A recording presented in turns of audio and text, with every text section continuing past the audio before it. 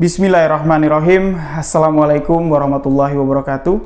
Kembali lagi bersama saya Rio Wijaya di sebuah kisah misteri.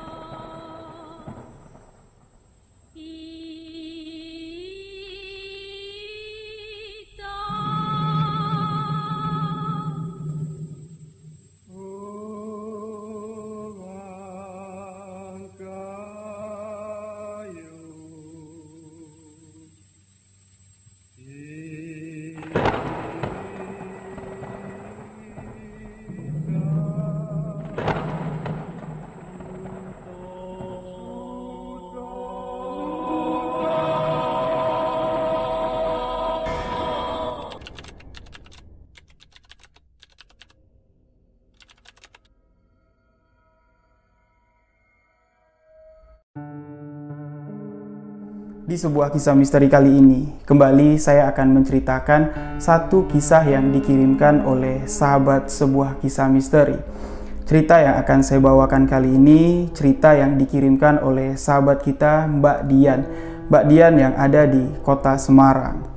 Beliau ingin membagikan sebuah kisah misteri yang pernah dialami oleh Mbak Dian dan dialami oleh keluarga besarnya.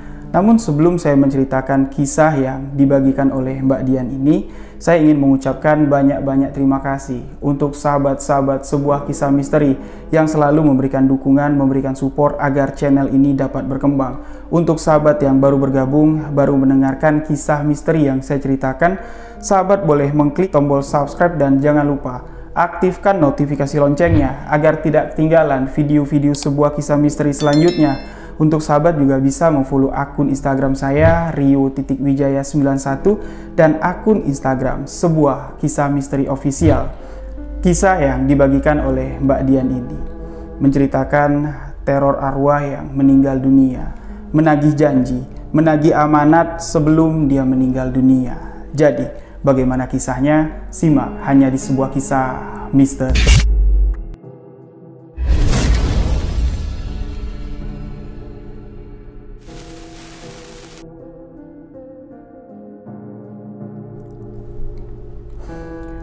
Mbak Dian membagikan kisah melalui tulisan di email sebuah kisah misteri@gmail.com.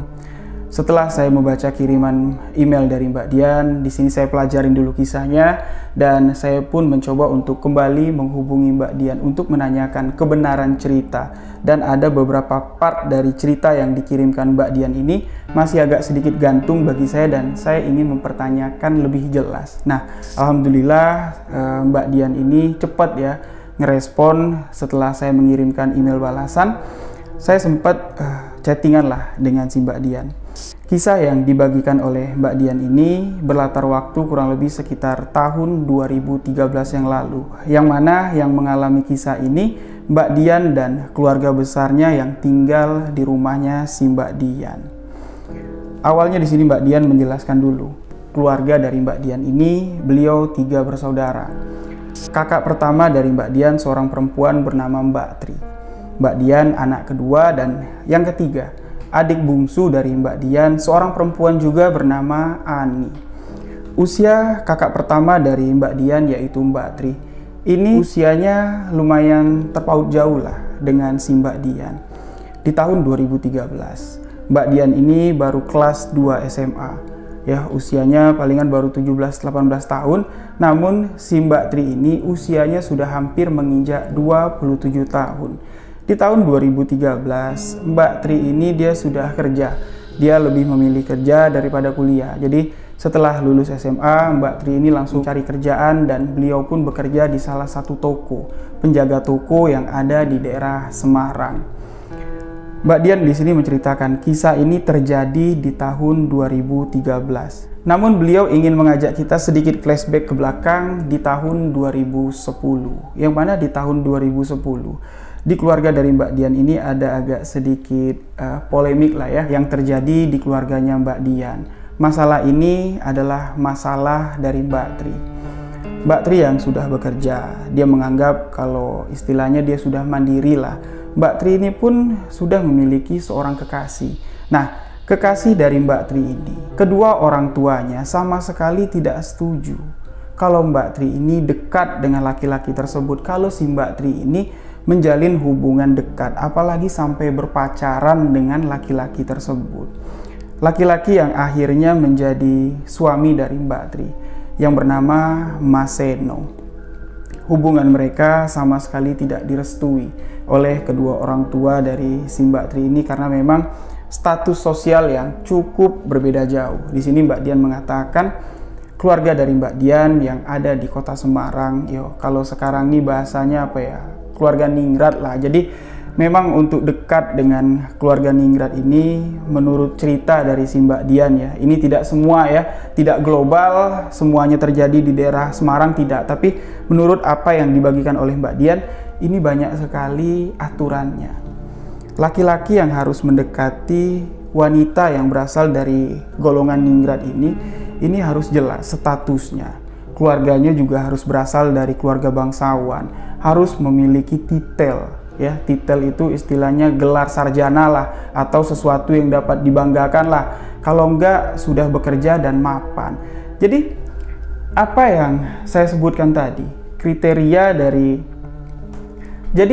apa yang saya sebutkan tadi ini sama sekali tidak terpancar dari si Seno ini.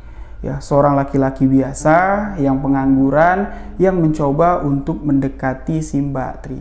Berulang kali, kedua orang tua Mbak Tri ini mengingatkan, "Nduk, bapak sama ibu ini udah bosen ngingetin sama kamu.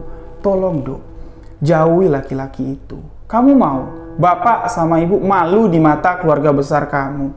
Kamu ini keturunan ningrat. Kamu harus pilih-pilih, Nduk, laki-laki yang ngedeketin kamu. Bapak sama ibu lihat, hubungan kalian semakin hari semakin dekat. Kemarin bapak ngelihat kamu diantar pulang oleh laki-laki itu. Memang kamu gak bisa, Nduk, pulang sendiri." Apa yang ditegaskan atau yang diingatkan oleh kedua orang tua Mbak Tri ini sama sekali tidak dimasukinya ke dalam hati. Omongan dari kedua orang tuanya itu istilahnya masuk kuping kanan, keluar kuping kiri. Sama sekali tidak diperdulikan oleh Mbak Tri. Dia tetap kekeh dengan pilihannya, dia tetap kekeh dengan apa yang dia inginkan, yaitu dekat dan berpacaran dengan Seno.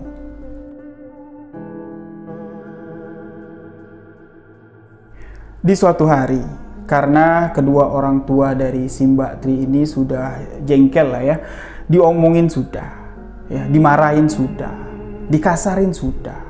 Tapi si Tri ini sama sekali tidak mendengarkan apa yang mereka inginkan, tidak mendengarkan apa yang dikatakan oleh kedua orang tuanya. Sampai-sampai di sini kedua orang tua si Mbak Tri ini datang ke toko tempat si Mbak Tri bekerja.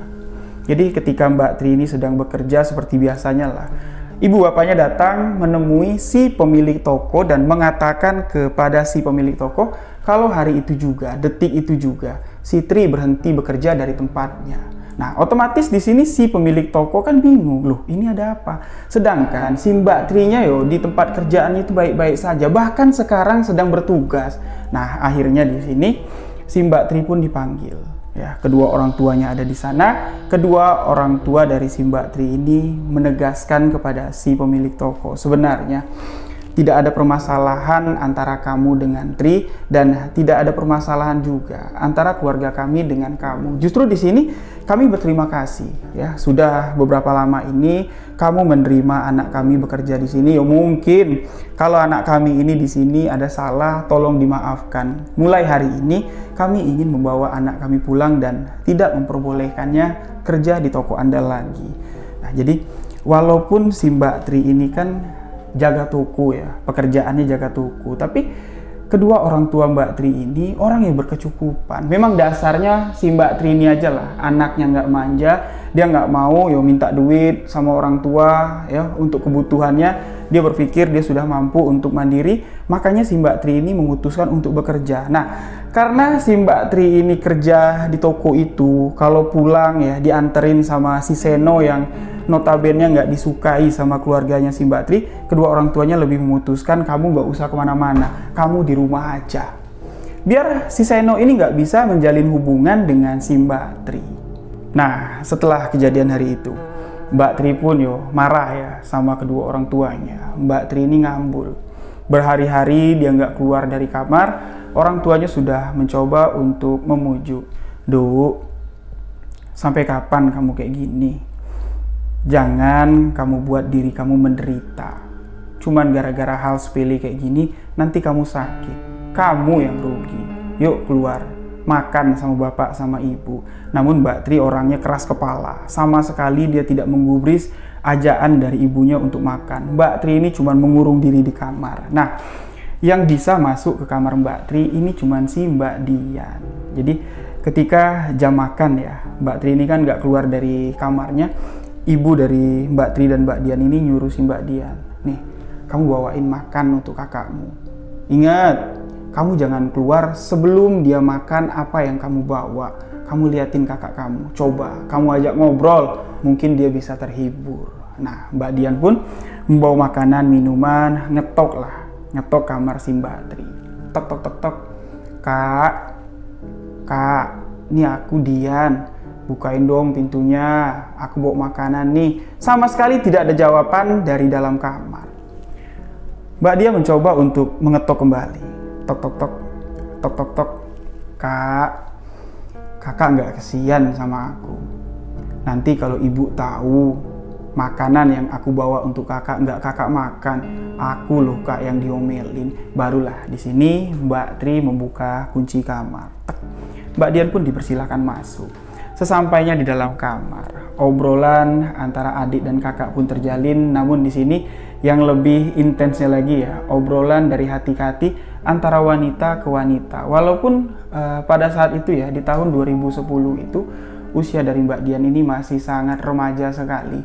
Ya, dia katakan apa yang diceritakan sama si Mbak Tri ini ya, dia cuma bisa manggut-manggut. Sama sekali dia tidak bisa memberikan solusi. Jadi pada saat itu Mbak Tri ini curhatlah sama si Dian. Dek, menurut kamu bapak sama ibu itu betul ndak apa yang dia lakuin? Masa sampai segitunya dia melarang aku untuk berhubungan dengan Mas Seno. Sampai-sampai dia datang ke tempatku kerja, memberhentikanku kerja. Aku malu aku. Aku juga nggak enak sama Mas Seno. Tiba-tiba aku ngilang kayak gini. Nah, di sini ya terdengar dari curhatan si Mbak Tri ini kalau dia tuh memang betul-betul sayang, kalau dia tuh memang betul-betul cinta dengan laki-laki yang bernama Seno. Lalu di sini Mbak Tri mengatakan, kamu bisa bantuin aku nggak dek? Sampaikan pesanku kepada Mas Seno. Kalau aku sekarang di rumah dan keadaanku baik-baik saja, aku takut kalau Mas Seno khawatir. Dan si Mbak Dian pun mengiyakan apa yang diperintahkan oleh kakaknya. Asalkan pada saat itu si Mbak Tri ini mau makan dan wajahnya sudah tidak terlihat murung lagi. Lalu singkat cerita di sini, 1 minggu berlalu, minggu kedua masuk dan masuklah di 1 bulan. Setelah Mbak Tri ini diberhentikan paksa oleh kedua orang tuanya, Mbak Tri pun mulai diperbolehkan untuk beraktivitas di luar rumah. Tapi cuma sebatas ke pasar dan itu pun harus ditemenin sama si adiknya. Kalau nggak adik yang bontot, Mbak Dian lah yang nemenin Mbak Tri ini ke pasar. Mbak Tri tidak diperbolehkan untuk pergi seorang diri. Lalu di sini, Mbak Dian mengatakan, Karena Mbak Dian ini sudah menjadi istilahnya pengirim pesan lah ya. Sering ngirimin apa yang ingin disampaikan Mbak Tri kepada Mas Seno. Jadi ketika Mbak Dian ini nemenin si Mbak Tri ke pasar untuk membeli kebutuhan rumah, Mbak Tri ini mengatakan kepada dia, "Dek, kita cari Mas Seno dulu yuk, kakak udah kangen banget pengen ketemu." Lalu mereka pun mencari keberadaan Mas Seno dan pada hari itu mereka bertemu. Nah, ketika Mbak Tri dan Mas Seno ini bertemu, Mbak Dian ini nggak tahu ya apa yang mereka obrolin, karena Mbak Tri dengan Mas Seno ngobrolnya tuh jauh. Dia cuma memperhatikan dari jauh saja Mbak Dian ini. Lalu setelah bertemu dengan pujaan hati, wajah dari Mbak Tri pun terlihat sangat senang sekali. Mereka pun pulang ke rumah. Nah, tepat kurang lebih sekitar 11 hari setelah Mbak Tri ini bertemu dengan pujaan hatinya si Mas Seno, Mbak Tri ini tiba-tiba menghilang dari rumah. Nggak tahu Mbak Tri kemana. Tahu-taunya pagi-pagi ketika ibunya si Mbak Tri ini ngebangunin, tok, ngetok pintu kamar, "Duk, bangun Duk, sarapan, yuk, adik-adikmu bapak udah nunggu di meja makan." Mbak Tri sama sekali tidak nyautin, dan ketika pintu kamar dibuka, Mbak Tri sudah tidak ada lagi di dalam kamar. Tidak ada yang tahu pada saat itu Mbak Tri ini pergi kemana. Nah, dengan kepergian dari si Mbak Tri ini secara diam-diam, keluarga itu heboh lah. Bapaknya si Mbak Tri melakukan pencarian, datang ke rumah teman-teman dari si Mbak Tri menanyakan, "Ada Tri nggak di sini?" Teman-teman dari si Mbak Tri mengatakan, "Kami sama sekali nggak tahu Pak. Tri sudah lama sekali tidak berkomunikasi dengan kami sudah lama sekali tidak bertemu dengan Tri." Hampir seluruh teman-teman dari si Mbak Tri ini didatangi oleh keluarganya si Mbak Tri, tapi keberadaan Mbak Tri ini nggak tahu di mana. Akhirnya mereka ini mencoba untuk melaporkan ke pihak berwajib, karena kehilangan dari Mbak Tri ini sudah 1 kali 24 jam. Berminggu-minggu pencarian tidak menemukan hasil, hingga pada suatu hari Mbak Tri dengan sendirinya pulang ke rumah. Jadi pada suatu hari itu si Mbak Dian ini dia masih di sekolah. Tiba-tiba Mbak Tri ini pulang ke rumah, otomatis kedua orang tuanya senang lah menyambut kedatangan anaknya yang sudah menghilang selama beberapa hari. Nah, tapi di sini ada sesuatu kalimat yang mengejutkan kedua orang tua Mbak Tri. Ketika Mbak Tri di sini mengatakan kepada kedua orang tuanya, "Bapak, Ibu, aku minta maaf. Kepulanganku ke sini, aku bukan untuk kembali menetap di rumah ini, tapi kepulanganku sekarang, aku meminta restu pada Bapak dan Ibu." "Restu apa, Nduk? Kamu mau kemana? Kamu ngapain?" "Aku sudah menikah dengan Mas Seno."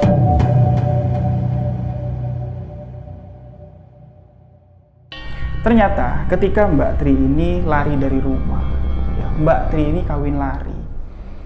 Karena mereka sudah tidak bisa menahan lagi gejolak amarahnya. Kalau hubungan ini diteruskan, percuma juga. Nggak bakal lah mereka ini bisa bersatu. Mereka nekat untuk memutuskan kawin lari.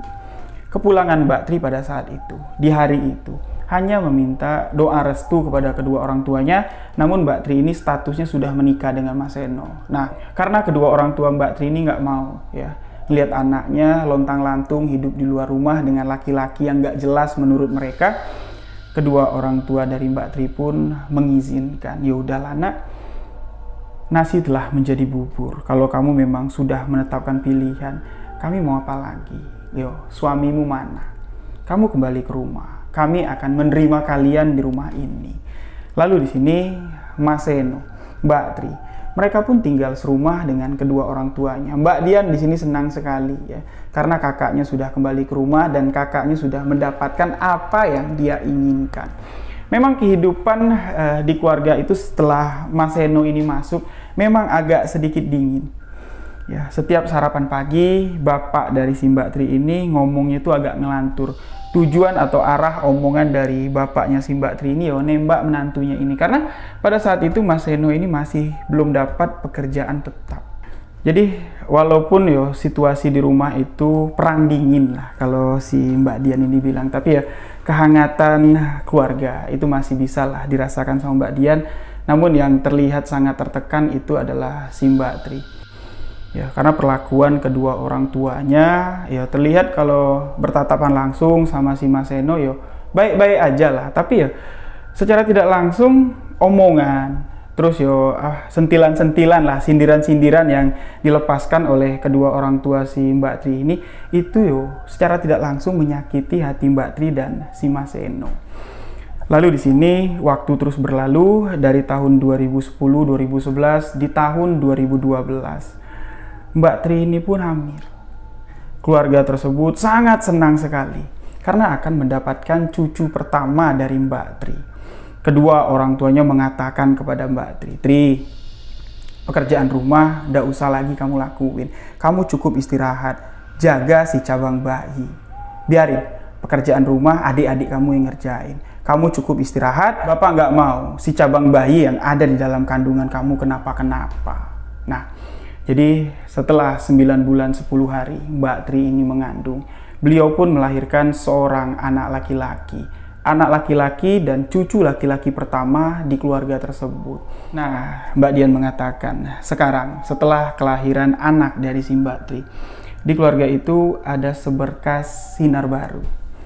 Kedua orang tua Mbak Tri sekarang ini sibuk ngurusin cucunya, main sama cucu. Jadi mereka ini nggak fokus untuk ngebully si Mas Seno. Yang mana sebelumnya, di hari-hari sebelumnya, ya Mas Seno ini setiap nongol kepalanya di rumah itu disindir sama kedua orang tua dari si Mbak Tri.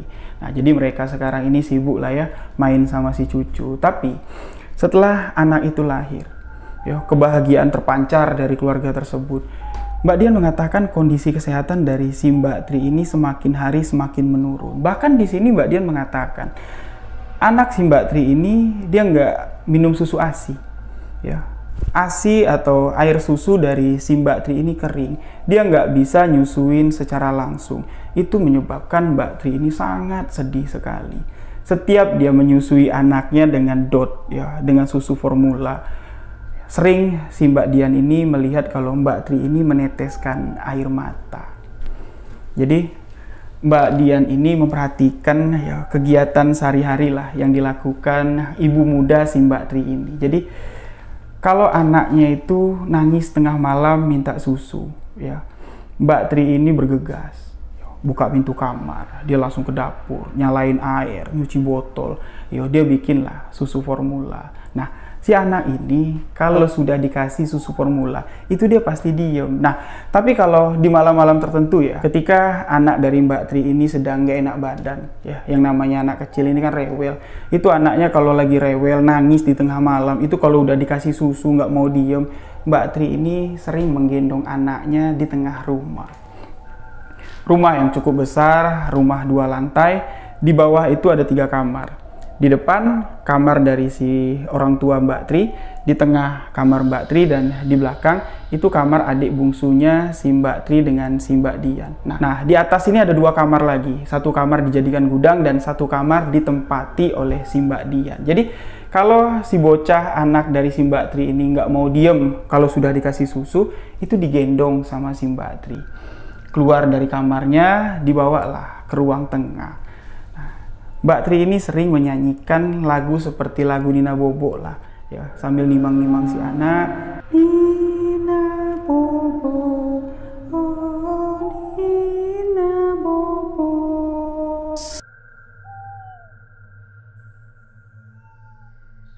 Sambil bersenandung, Mbak Tri ini terus menimang anaknya sampai anak itu tertidur dengan pulas. Walaupun kondisi kesehatan Mbak Tri, ya ini udah nggak fit lagi. Dia nggak peduli, walaupun kedua orang tuanya melarang. Dok, kalau si Dedek malam-malam nangis, kamu jangan paksain begadang, ngendong si Dedek, nanti jatuh, Dedeknya juga yang sakit. Kalau dia nangis malam-malam, kamu kedor pintu kamar ibu, kamu anterin ke kamar ibu, biar ibu yang ngediemin si Dedek. Tapi di sini Mbak Tri sama sekali nggak mau ngerepotin kedua orang tuanya. Dia menjawab, nggak usah lah Bu, biarinlah. Paling gendong-gendong sebentar, si Dedek juga udah tidur lagi. Nah, itulah ya kebiasaan yang sering dilakukan oleh Mbak Tri. Usia anak Mbak Tri sekarang sudah masuk di 5 bulan. Sedangkan rencana dari kedua orang tua dari Mbak Tri, ya kakek dan neneknya ini, Di usia anak itu masuk ke 7 bulan akan diadakan acara syukuran sekaligus diakikah. Namun di sini di usia anak itu ke 5 bulan beliau harus kehilangan sosok ibu. Mbak Tri meninggal dunia. Ketika Mbak Tri meninggal dunia ini memang mengejutkan ya dari keluarga.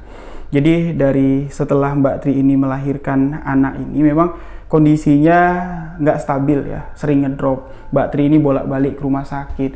Namun Mbak Tri ini mau ditindaklanjutin sama keluarganya, yo pengobatannya mau istilahnya mau dicari yang paten lah, atau yo pindah ke rumah sakit yang bisa mencari atau mendiagnosa apa sih sebenarnya yang diidap sama Mbak Tri ini. Sakitnya ini yo kumat-kumatan terus, tapi Mbak Tri menolak. Dia mengatakan aku baik-baik saja. Nah, ketika Mbak Tri ini dirawat di rumah sakit ya sebelum beliau meninggal, Mbak Dian mengatakan sebelum Mbak Tri ini meninggal dia sempat dirawat di rumah sakit kurang lebih sekitar 8 hari.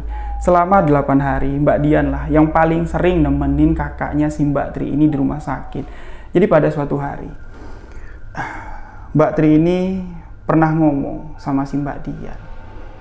Beliau mengatakan, "Dek, kamu inget-inget ya apa yang aku omongin.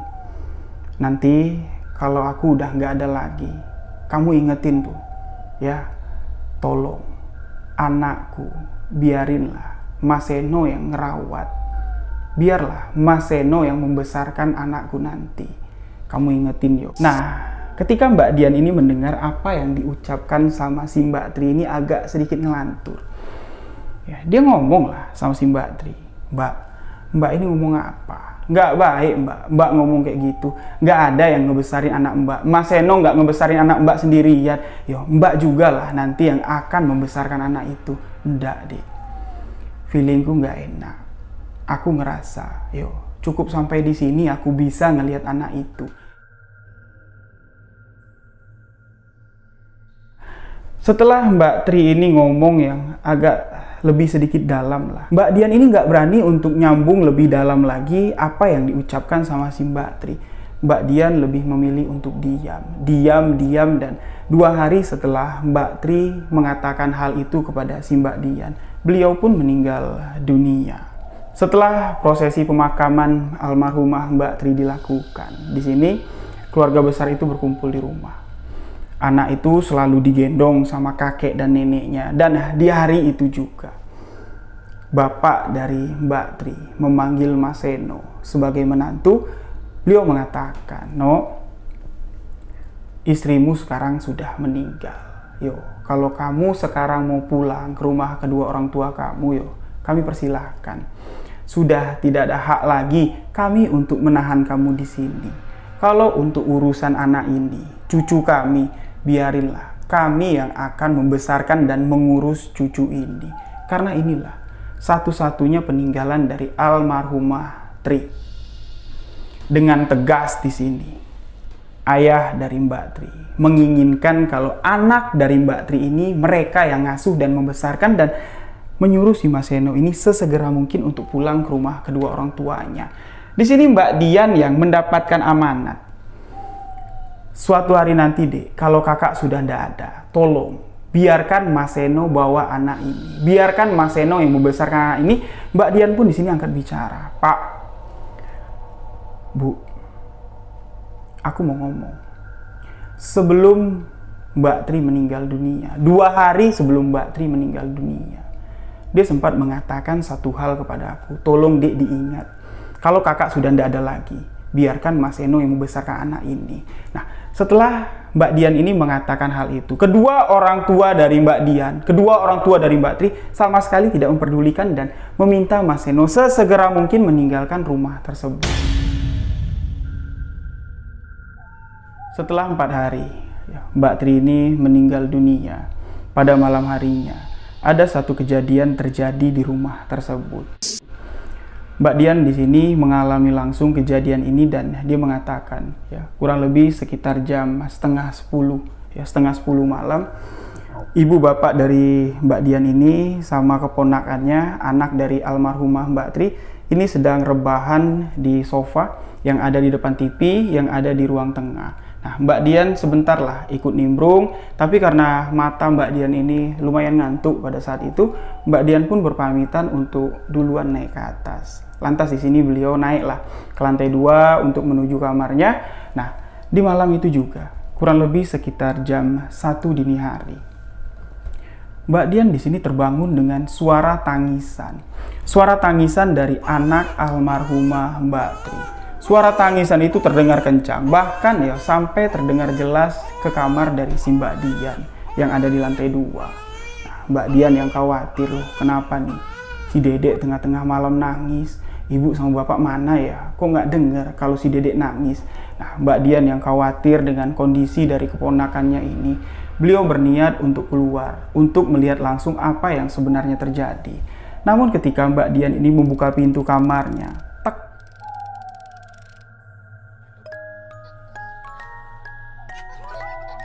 suara tangisan itu berubah menjadi suara tawa.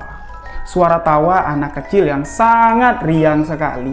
Seolah-olah anak kecil yang tadinya menangis ini, ini istilahnya diaga kalau bahasa kami Jambi itu dihibur lah sama seseorang. Jadi anak itu nggak nangis lagi, malah berubah menjadi riang. Suara tawa itu melengking. Nah, ini membuat si Mbak Dian ini semakin bingung. Barusan tadi suara yang aku dengar keras sekali, suara tangisan. Loh, kok ini malah si Dedek tiba-tiba ketawa? Dalam hatinya si Mbak Dian cuman berpikir, oh mungkin bapak sama ibu kebangun mungkin. Jadi si Dedek sekarang sudah main sama bapak sama ibu. Nah, niat hati dari si Mbak Dian ini karena si Dedek ini sudah nggak nangis lagi, dia beranggapan kalau ibu sama bapaknya sudah bangun. Mbak Dian berpikir untuk kembali masuk ke kamar. Tapi nggak tahu kenapa hati kecilnya ini mengatakan, lihat kondisinya ke bawah, turun ke bawah. Lalu di sini Mbak Dian pun turunlah dari lantai 2 untuk menuju ke ruang tengah, menuju sumber suara anak kecil yang tengah tertawa riang. Nah, di sini ketika Mbak Dian menuruni anak tangga dari lantai 2 untuk menuju ke ruang tengah yang ada di lantai 1, tangga yang ada di rumah tersebut tuh bukan tangga yang lurus langsung sampai bawah, enggak. Tangganya itu letter L. Menuruni beberapa anak tangga, nanti itu ada belokan, barulah sampai ke bawah. Letter L kayak gitu bentuknya. Jadi ketika Mbak Dian ini perlahan menuruni anak tangga untuk sampai ke sudut L, Mbak Dian ini sambil melirik ke samping untuk melihat keadaan yang ada di ruang tengah, yang mana ruang tengah itu lumayan gelap. Lampunya sudah dimatikan. Sumber pencahayaan cuma ada dari TV yang masih menyala cahaya TV yang masih menyala. Jadi baru beberapa langkah Mbak Dian ini menuruni anak tangga, dia sempat kaget. Loh, Mbak Dian pun menghentikan langkahnya.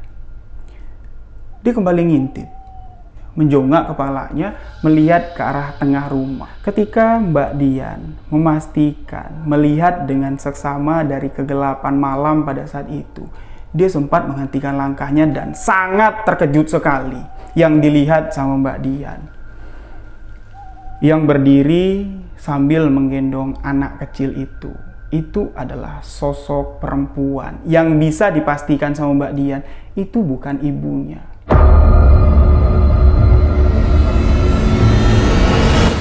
Mbak Dian di sini sempat terdiam, dengan hati yang penuh tanda tanya. Itu siapa ya? Mbak Dian di sini merasa takut, tapi karena rasa penasaran yang tinggi, beliau pun mencoba kembali ngintip, ngejongak. Mbak Dian di sini cuma dapat melihat sosok wanita itu dari belakang.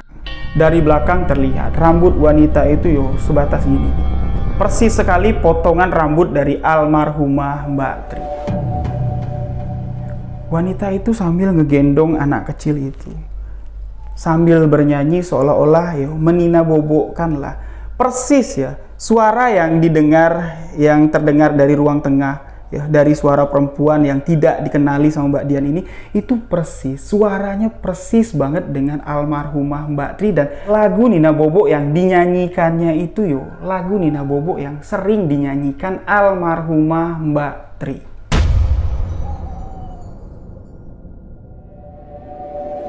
Di sini Mbak Dian penuh dengan keraguan. Dia mau turun ke bawah untuk melihat dengan jelas, ya, melihat lebih dekat sosok perempuan itu siapa. Tapi dia takut, bulu tengkuknya merinding, kakinya gemetar untuk menuruni anak tangga. Lalu di sini, Mbak Dian pun perlahan naik lagi ke atas. Sesampainya di atas, beliau berpikir, gimana caranya aku yang ngebangunin bapak sama ibu yang tengah tertidur pulas. Ya, Mbak Dian pun di sini berteriak sekencang-kencangnya sambil menghentakkan kakinya ke lantai sehingga membuat suara yang sangat gaduh sekali, dan kedua orang tua Mbak Dian pun terbangun. Nah, yang anehnya di sini, ketika kedua orang tuanya terbangun, sosok wanita yang tengah menggendong si dedek kecil tiba-tiba menghilang. Dedek kecil yang digendong, ya, itu tergeletak di lantai. Jaraknya Mbak Dian bilang, dari posisi kedua orang tuanya tidur ini, ya, kakek dan neneknya tidur sambil ngelonin si dedek tadi, itu jaraknya lumayan jauh, sekitar 3 meter lah. Dari tempat si dedek kecil ini tergeletak, terlepas dari gendongan sosok makhluk halus tersebut. Nah, karena sosok yang menakutkan itu sudah tidak ada lagi, Mbak Dian di sini bergegas menuruni anak tangga, langsunglah menggendong si dedek yang terbaring di lantai. Ya, sambil mendekati kedua orang tuanya yang bingung, loh, ini ada apa? Kamu kenapa, Nduk? Kok teriak-teriak? Ada maling, kata bapaknya si Mbak Dian.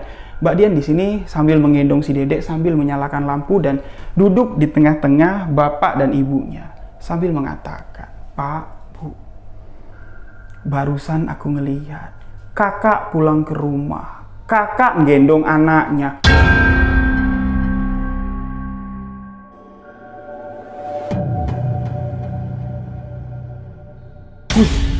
Ibunya Mbak Dian langsung marah. Kamu ngomong jangan sembarangan. Pak Mali, nak. Yo, aku ngomong nggak sembarangan.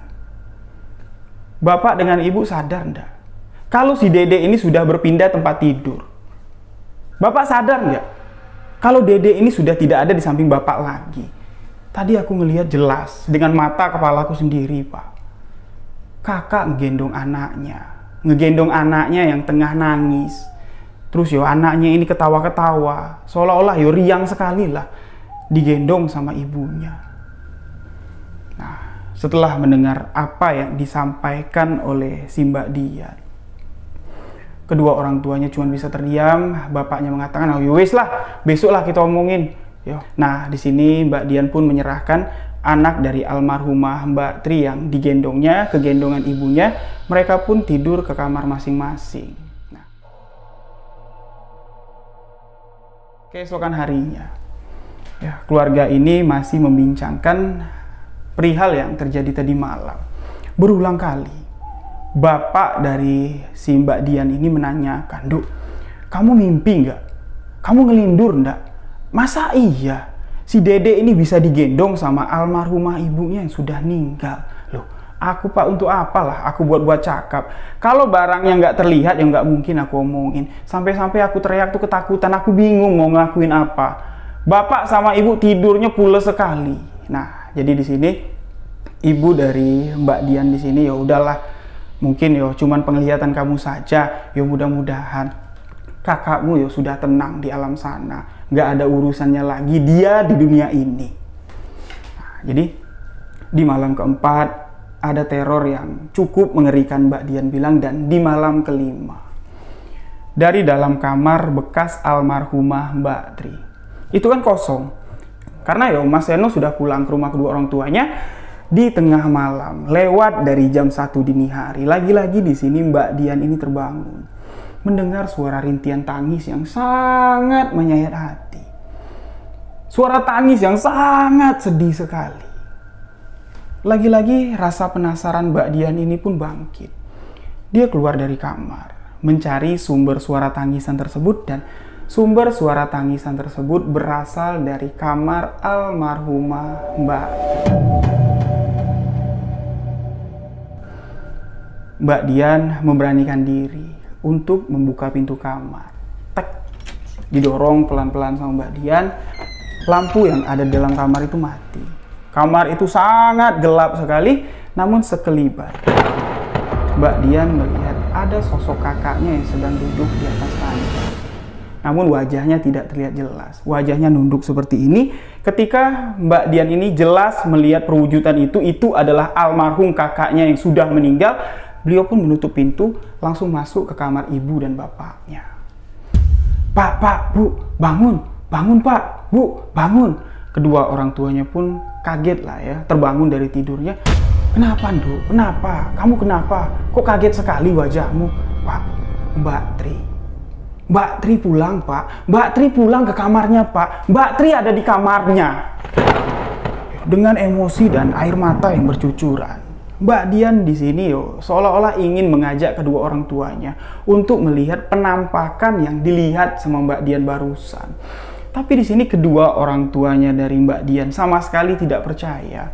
Mereka masih nganggap, kamu ngeyel, kamu ngelindur, kamu ngigo. Ya ndak mungkin, kakakmu sudah meninggal, Nduk. Dan sebuah kejadian yang cukup mencekam dan membuat kedua orang tuanya yakin bahwa Mbak Tri, almarhumah Mbak Tri kembali ke rumah itu. Ketika mereka ini tengah berdebat ya, Dian mengatakan dia melihat Mbak Tri pulang ada di kamar. Kedua orang tuanya mengatakan kalau Mbak Dian ini ngelindur, sedang ngigau.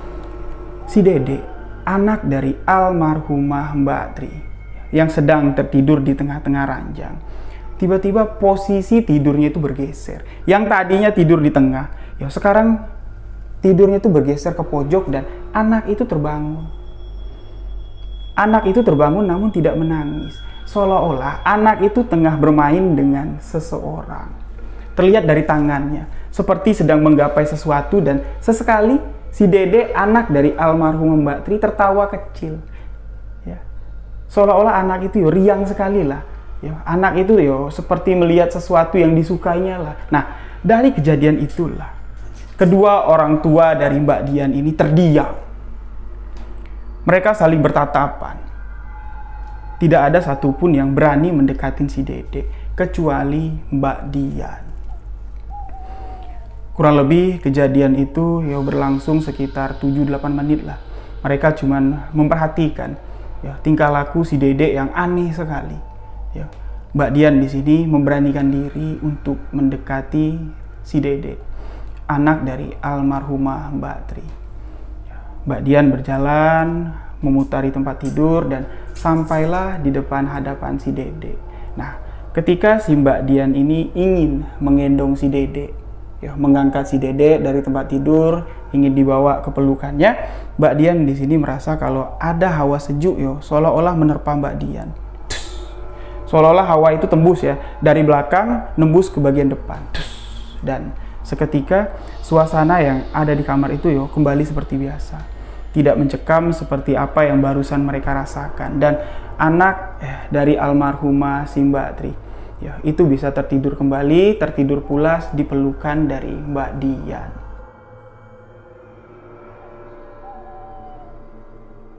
Nah, jadi setelah kejadian pada malam itu, keesokan harinya, kedua orang tua Mbak Dian ini, Mbak Dian, adik bungsu dari Mbak Dian, mereka ngobrol lah, mencoba untuk memecahkan permasalahan yang tengah mereka hadapi. Karena sudah 2 malam berturut-turut teror ini terjadi. Nah, di tengah pembicaraan bapak sama si ibu, mencari celah lah istilahnya, kenapa teror ini bisa terjadi di keluarga kita, si Mbak Dian nyeletuk, Pak, Bu, inget enggak?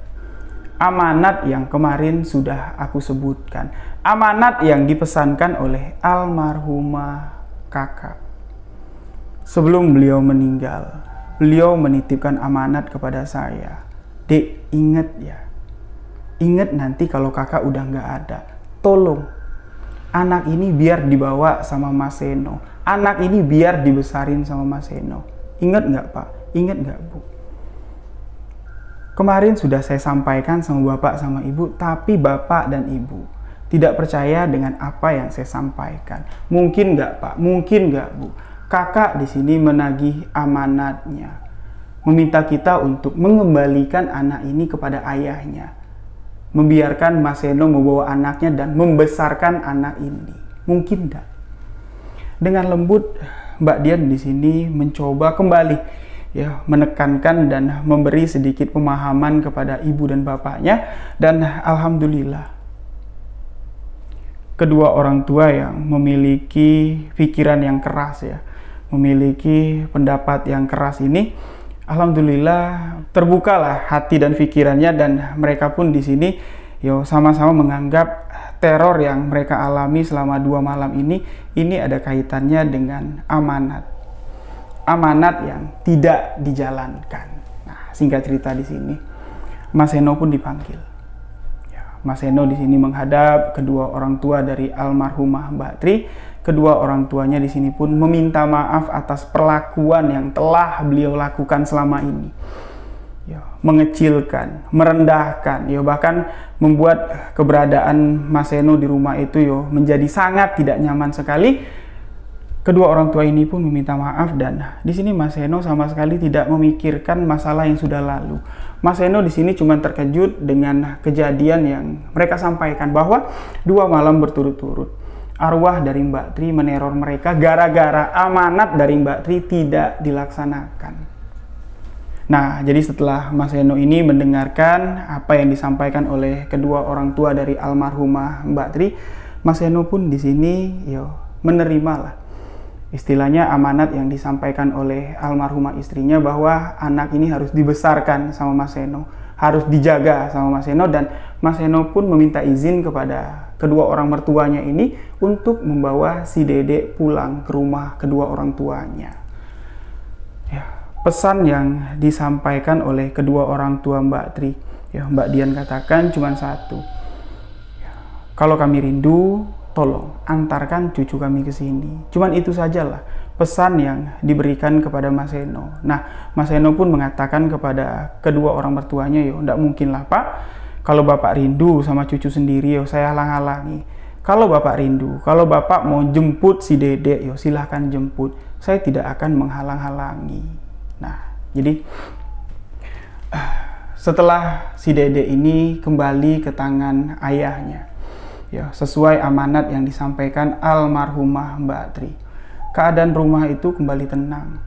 Sudah tidak ada lagi teror yang menakutkan seperti 2 malam yang dilalui oleh keluarga di rumah itu. Namun Mbak Dian mengatakan memang sesekali masih sering lah terlihat sekelibat bayangan, wallahu alam itu apa, sekelibat bayangan itu keluar masuk dari kamar almarhumah Mbak Tri. Namun kejadian itu tidak berlangsung jauh Setelah 41 hari kematian dari almarhumah Mbak Tri, memang sudah tidak ada lagi yang menakutkan, sudah tidak ada lagi bayang-bayangan lah yang menakut-nakuti keluarga yang ada di rumah tersebut. Nah, jadi demikianlah kisah yang dibagikan oleh Mbak Dian, yang mana kejadian ini beliau langsung alami. Jadi mohon maaf jika ada salah-salah kata, salah ucap dalam penyampaian kisah yang saya bagikan kali ini. Sedikit hikmah, pelajaran yang kita ambil dari kisah ini, amanat. Kalau amanat orang tolong disampaikan. Itulah pentingnya amanat, apalagi amanat atau wasiat orang yang sudah meninggal dunia. Semoga apa yang terjadi di keluarga Mbak Dian tidak terjadi ke depan di keluarga kita. Amin amin ya rabbal alamin. Untuk sahabat yang memiliki pengalaman misteri ingin dibagikan, bisa kirimkan ke alamat email sebuahkisahmisteri@gmail.com. Saya Rio Wijaya mengucapkan wabillahi taufik walhidayah. Wassalamualaikum warahmatullahi wabarakatuh. Salam sebuah kisah misteri.